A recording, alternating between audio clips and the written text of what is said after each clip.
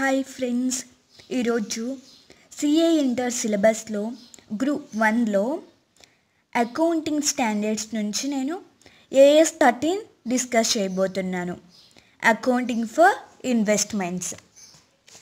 Investments are assets held by an enterprise for earning income by way of dividend, interest, rentals, or capital appreciation or other benefit to the investing enterprise. Enterprise earn income by way of dividend. ఎలా dividend shares రూపంలో, interest debentures, rentals land building, capital appreciation land building shares. ఇలా investments are assets held by an enterprise for earning income.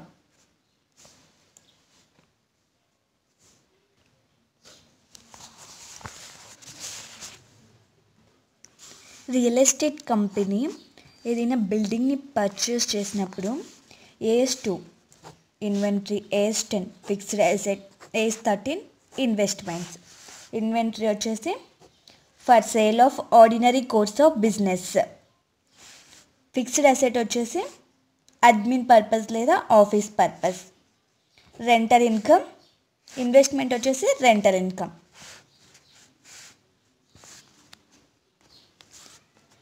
Real estate company ఒక బిల్డింగ్ని purchase చేసింది అంటే AS2 కిందికి అయినా AS10 లేదా AS13. అది ఏ పర్పస్కి పర్చేస్ చేసింది, సేల్ చేయడానికా, ఆఫీస్ పర్పస్కా, రెంటల్ ఇన్కమ్కా. AS13 అనేది రెంటల్ ఇన్కమ్ గురించి డీల్ చేస్తుంది. అసెట్స్ అనేటివి స్టాక్ ఇన్ ట్రేడ్గా ఉంటే ఇన్వెస్ట్మెంట్ చాప్టర్ కాదు, ఇన్వెస్ట్మెంట్స్ కిందకి రాదు, AS13 కిందకి రాదు. స్టాక్ ఇన్ ట్రేడ్ వచ్చేసి AS2.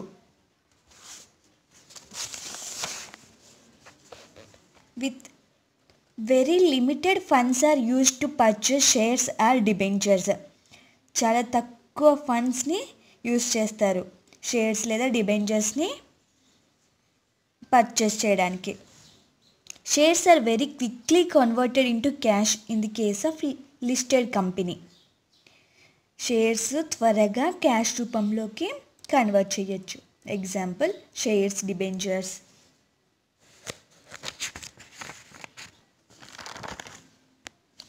Classification of investments based on income, based on time, marketability, physical form.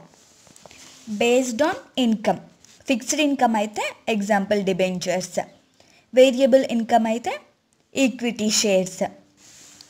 Based on time AS13 current investment, long term investment. Current investment అంటే by its nature readily realisable and it is intended to hold for a period not more than 1 year from the date of such investment. More than 1 year అంటే current investment.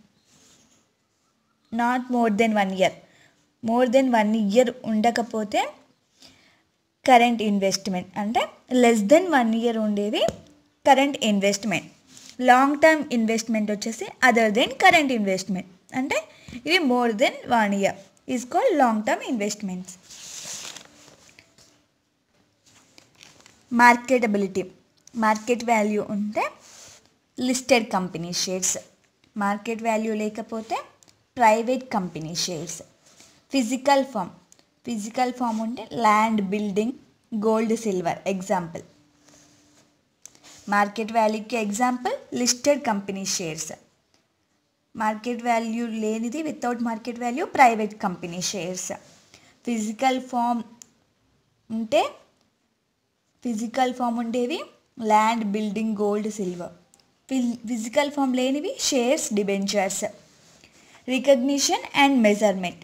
Initial recognition at the time of acquisition purchase, measured at cost. Initial recognition వచ్చేసి మనం purchase చేసిన టైంకి investments ఎంతకు recognise చేస్తే ఆ cost. Example brokerage, registration fees, stamp duties and taxes etcetera. Subsequent measurement వచ్చేసి balance sheet date.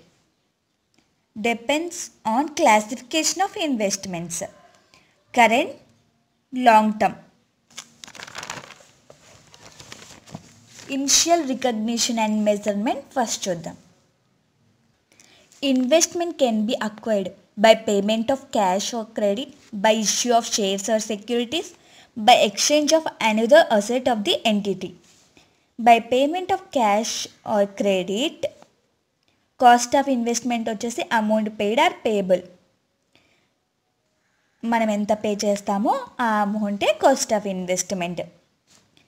By issue of shares or securities అయితే cost of investment వచ్చేసి fair value of shares or securities issued. By exchange of another asset of the company వచ్చేసి cost of investment వచ్చేసి fair value of asset given up or fair value of investment acquired, whichever is more clearly evident. One to both are having equal value but first preference given to one.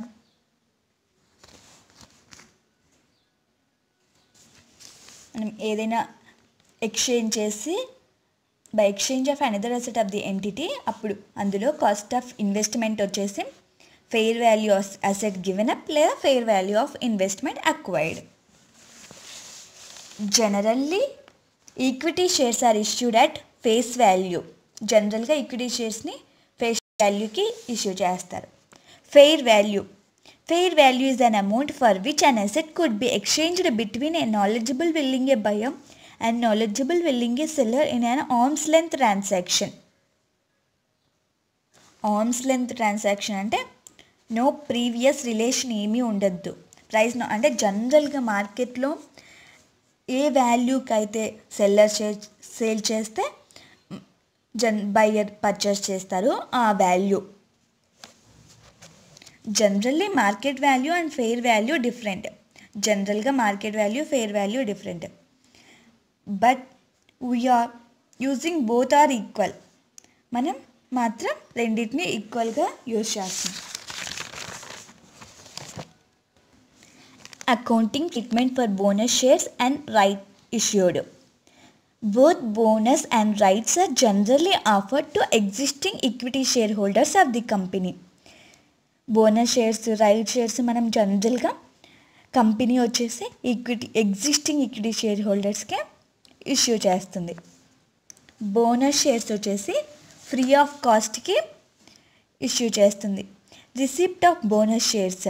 Bonus షేర్స్ని receive చేసుకున్నందుకు no general entry, but investor increase the number of shares. But investor మాత్రం తన షేర్స్ని increase చేసుకుంటాడు. Right shares consideration వచ్చేసి less than fair value. Fair value కంటే తక్కువగా ఉంటుంది. ఎక్సర్సైజ్ ఆఫ్ రైట్ని ఎక్సర్సైజ్ చేసుకుంటే amount paid to the company on receipt of right shares is treated as a cost of investment. Amount ఏదైనా pay చేస్తే right షేర్స్ని receive చేసుకున్నందుకు ఆ అమౌంట్ని కాస్ట్ ఆఫ్ ఇన్వెస్ట్మెంట్కి గా ట్రీట్ చేస్తారు. Sale of right. Amount received and sale of right is recognised as an income and it should be transferred to PNL account. Amount ఏదైనా రిసీవ్ చేసుకుంటే రైట్ని సేల్ చేసుకున్నందుకు ఆ అమౌంట్ని ఇన్కమ్గా ట్రీట్ చేసి పిఎన్ఎల్ అకౌంట్కి ట్రాన్స్ఫర్ చేస్తారు. సేల్ ఆఫ్ రైట్కి ఎక్సెప్షన్ వచ్చేసి ఏంటంటే ఇన్ జనరల్గా amount received on sale of right is treated as a income and should be transfer to PNL. జనరల్గా అమౌంట్ రిసీవ్ చేసుకుంటే రైట్ని సేల్ చేసినప్పుడు ఆ అమౌంట్ని పిఎన్ఎల్ అకౌంట్కి ట్రాన్స్ఫర్ చేస్తారు. However when the following two conditions are satisfied, accounting treatment will be different. Two కండిషన్స్ని satisfy చేస్తే అకౌంటింగ్ ట్రీట్మెంట్ అనేది డిఫరెంట్గా ఉంటుంది. టూ కండిషన్స్ ఏంటివంటే investment must be acquired on cum right basis. Investments అనేటివి కమ్ రైట్ బేసిస్లో అక్వైర్ చేసుకున్నప్పుడు, that is right must be acquired along with acquisition of shares. and market value of such investment came down below cost after the issue of right shares. Right shares issue చేసిన తర్వాత market value, ఆ investments యొక్క market value came down below cost అయినప్పుడు, ఈ 2 కండిషన్స్ satisfy అయినప్పుడు accounting treatment వచ్చేసి sale of రైట్స్లో amount received and sale of rights should be credited to cost of investment to bring down the carrying amount of investment to market value. Sale of రైట్ని sale చేసినప్పుడు ఏదైనా amount receive చేసుకుంటే అది credited to cost of ఇన్వెస్ట్మెంట్కి credit చేయాలి. To bring down the carrying amount of investment to market value.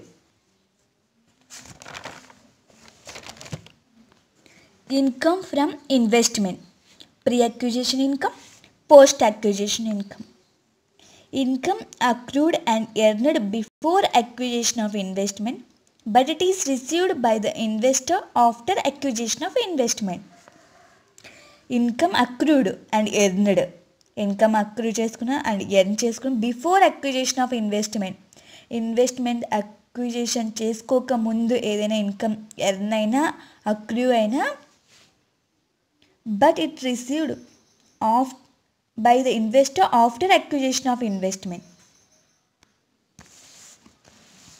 It is assumed that pre-acquisition income was already included in cost of investment.